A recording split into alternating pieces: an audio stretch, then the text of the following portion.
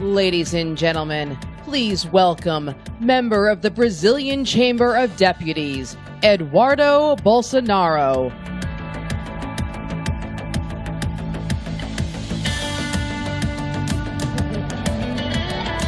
Que isso, ó? E aí? Mike Lindell! It's an honor to be here right after the next President of the United States.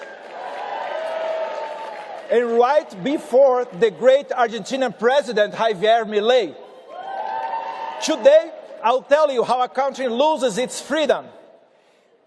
I look around and see these ordinary men and women who dreamed of a better country, left into a dirty prison as if they were worthless than an animal. And for those who think I'm exaggerating, I will mention a few simple examples.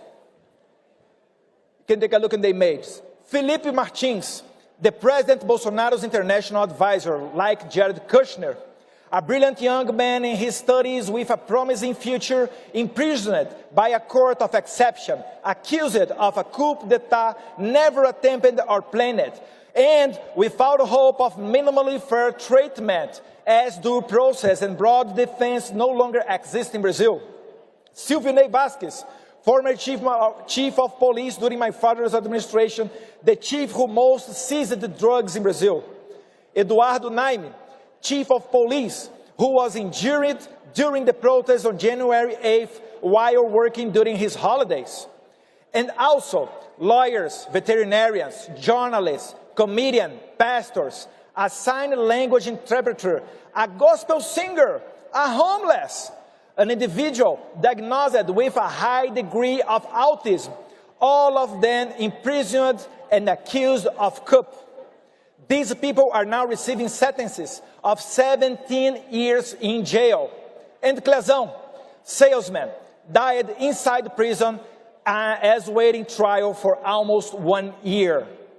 And just like them, almost 2,000 people were arrested in a single day in Brazil. Elderly, pregnant women, and even children accused of being terrorists, of having attempted an armed coup, even though not a single weapon was seized.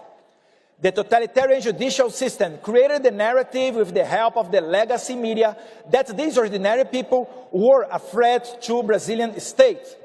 And this climate of persecution expanded censoring and hunting critics of the current government.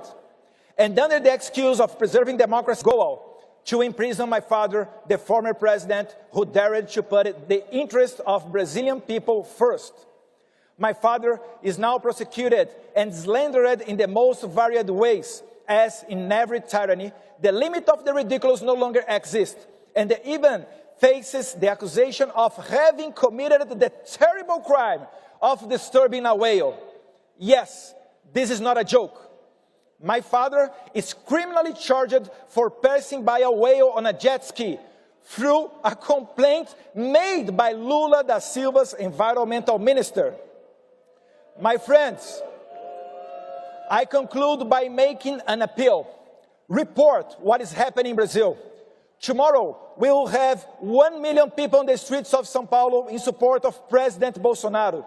Make this image go all around the world.